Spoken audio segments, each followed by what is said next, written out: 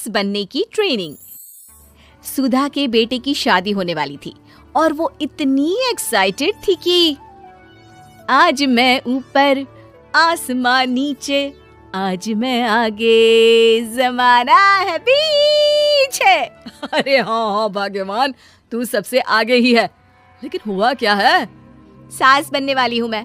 अरे घर में एक नया सदस्य आ जाएगा, कितना अच्छा लगेगा ना। आप और राहुल तो ऑफिस चले जाते थे और मैं पागल की तरह घर में अकेली। अब तो मेरा साथ देने वाली आ रही है इस घर में। बहुत बहुत बहुत खुश हूँ मैं। ओहो ठीक है बेगम, लेकिन अपनी खुशी को लगाम लगा कर रखो।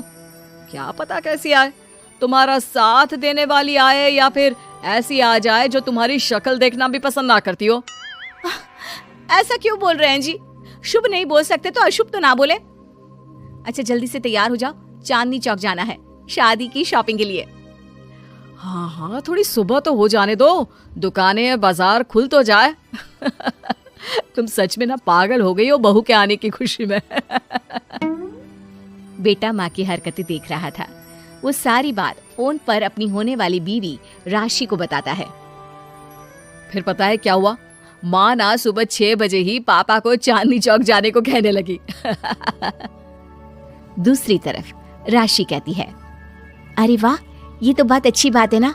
सास इतना सोचने वाली मिल रही है, और क्या चाहिए। मैंने भी सोचा है मम्मी जी के साथ बहुत प्यार से रहूंगी, उनका ख्याल रखूंगी और प्यार करूंगी। राहुल भी खुश था। लेकिन बाजार में सुधा जी और उनके पति को एक अजीब सी दुकान दिखती है जिसके बाहर लिखा होता है, हमारे यहाँ सास बनने की ट्रेनिंग दी जाती है। ये देखिए जरा, लग रहा है आजकल के लोगों को कोई काम नहीं है। अरे सास बनने की भी ट्रेनिंग होती है क्या? दुकान के सामने एक पिंजरा था, उसमें एक तोता बंद था। सुधा की बात सुनकर तोता बोल पड़ता है, अरे नादान औरत, अगर सास सही तो पूरा घर सही रहता है, परिवार बंधा रहता है और आने वाली जनरेशन संस्कारी होती है। लेकिन तू क्या समझेगी? जा जा आगे जा। ओए, तोते बड़ा बोल रहा है, क्यों आगे जाऊं? मैं नहीं जा रही। देखा देखा, तेरे जैसी औरत को तो सास बनने की ट्रेनिंग लेनी ही चाहिए। निकाल 1000 रुपये और जान दर, नहीं तो पूरी जिंदगी रोती रहेगी। सुधा को तोते की बात में दम लगता है। ए जी, निकालो ना जरा 1000 रुपए। अरे पागल हो क्या? जानवर की बात में आ रही हो? किस पागल आदमी की सुन रही हो, जिसे ये भी नहीं पता कि तोता जानवर नहीं पक्षी होता है। चलो निकालो 1000 रुपये और अंदर जाकर सास के रूप में जीवन को सफल कर लो। हाँ जी, बात तो ये सही बोल रहा है। कहाँ मैं आपकी बात में आ रही हूँ? मैं तो अंदर जा रही हूँ, 1000 रुपये दीजिए। पति क्या करता, बीवी की आज्ञा सर आंखों पर। लेकिन जैसे ही सुधा अंदर जाती है, सामने कई औरतें पहले से ही बैठी होती हैं। मेरी पहली बहू के वक्त मैंने इतना नहीं सोचा था, और आज वो मेरे सर पर चढ़कर नाचती है। गुरुजी, कोई उपाय बताए। तभी गुरु की नजर सुधा पर पड़ती है और वो आंखें बंद कर लेता है। तू पहले भी मेरी दुकान के सामने से होकर गई थी ना, तब क्यों नहीं आई? औरत जो कि गुरु के साथ मिली हुई थी। महाराज, तब पता नहीं था कि सच में सास बनने की भी ट्रेनिंग लेनी होती है। लगा था घर में कोई सदस्य आ रहा है जो सारा दिन मेरे साथ रहेगी, लेकिन ऐसा तो कुछ भी नहीं हुआ गुरुजी। चल फिर पैकेज लेकर 20,000 वाला कल से आ जाना। जी महाराज, गुरुजी की जय हो।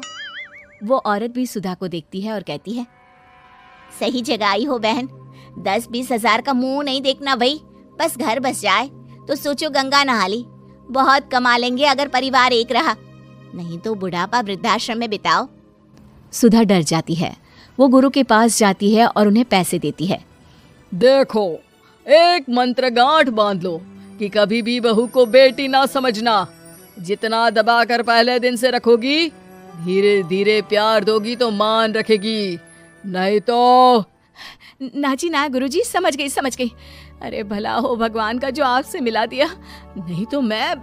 हाँ, आगे बढ़ते जाए, पीछे और भी लोग हैं, सबको मौका दे। सुधा घर आ जाती है। राशि शादी करके घर आती है तो दिमाग में सास की वही छवि होती है जो राहुल ने दिखाई थी। देखो राशि, मैंने काम वाली हटा दी है, वो क्या है ना 2000 महीने लेती थी, यानी कि 24,000 साल का, और 5 साल में उसे जोड़ो तो 1,20,000 रुपए। माँ जी और 10 साल जोड़े तो? तभी राहुल आ जाता है। अरे बस बस, इतना मत जोड़ो, फिलहाल भूख लगी है, कुछ खाने को दो। अरे पर बर्तन तो गंदे हैं ना, काम वाली तो आई नहीं, फिर बर्तन कौन धोएगा? अरे कौन धोएगा मतलब? तू धोएगी? मैं? ठीक है, मैं धो लेती हूँ, धो कर देती हूँ, आप खाना बना ले। अरे खाना भी तू ही बनाएगी? ये क्या बात होती है माँ, क्या हो गया तुझे? कल तक तो कुछ और ही बोल रही थी। लेकिन सुधा का व्यवहार सुधरने का नाम ही नहीं ले रहा था। बहू और बेटा ससुर से बात करते हैं। पिताजी क्या हो गया है माँ जी को? वो क्यों ऐसे व्यवहार कर रही है जैसे मैं कोई नौकरानी हूँ? पिता क्या करता, बता देता है सारी कहानी कि कैसे सास का दिमाग एक गुरुजी ने खराब किया है। सास बनने की ट्रेनिंग? तो मामला ये है, वही मैं कहूँ, कहाँ तो माँ बहू का इंतजार ऐसे कर रही थी मानो साक्षात कोई देवी आने वाली है, लेकिन व्यवहार नौकरानी जैसा। देखिए माँ बुरी नहीं है, बस किसी ने उनका दिमाग खराब कर दिया है। तो ऐसे में मेरे पास एक आइडिया है। बहू फुसुर फुसुर करके पति और ससुर से बात करती है। अगले दिन बहू सास के सामने कहती है, अच्छा मैं जा रही हूँ, मेरी क्लास है। ये बोलकर बहू निकल जाती है। ये कौन सी क्लास करने जा रही है? पढ़ाई तो खत्म हो गई थी इसकी। अरे माँ, दरअसल वो ये सोचकर आई थी कि तुम माँ जैसी होगी, लेकिन यहाँ तुम तो तुर्रम खां बन गई हो। तो वो किसी बहू बनने की ट्रेनिंग वाली क्लास में गई है। ये बोलकर बेटा बाप की ओर देखता है और आंख मार देता है। हाँ, वो तो तुम्हारी माँ ने भी सास बनने की ट्रेनिंग ली है बेटा। पहले का जमाना और था भाई, कि भोले मन से रिश्ते शुरू किए जाते थे। अब तो नई लड़की घर आते ही नौकरानी हटा देते हैं। बताओ, पिछले 25 साल से वो नौकरानी काम कर रही थी, तब तो कोई हिसाब किताब नहीं हुआ। अरे पापा, आप भी माँ को बोल रहे हैं? अरे माना, वो माँ समझ कर आई, घर में खुशहाली रखने के लिए हमेशा आप लोगों के साथ उठती बैठती, माँ को कभी जवाब नहीं दिया। लेकिन माँ की क्या गलती? अरे दादी ने भी तो ऐसा ही किया होगा ना माँ के साथ, तभी तो माँ अपनी बहू के साथ ऐसा कर रही है। नहीं, वो तो बहुत अच्छी थी, मेरे आने के बाद तो उन्होंने खाना बनाने वाली भी रख ली थी। अरे तो फिर तुमने क्यों काम वाली हटा दी? किसी के कहने पर अपना घर खराब कर रही हो तुम सुधा। अब बहू भी गई है ट्रेनिंग लेने, पता नहीं क्या सीख कर आएगी। नहीं, मैं अभी जाकर उसे ले आती हूँ। तभी बहू वहां पर आ जाती है। नहीं माँ जी, मैं कहीं नहीं गई थी, मैं तो सिर्फ आपके लिए ये नई साड़ी लेने गई थी। अब तो सब ठीक है ना?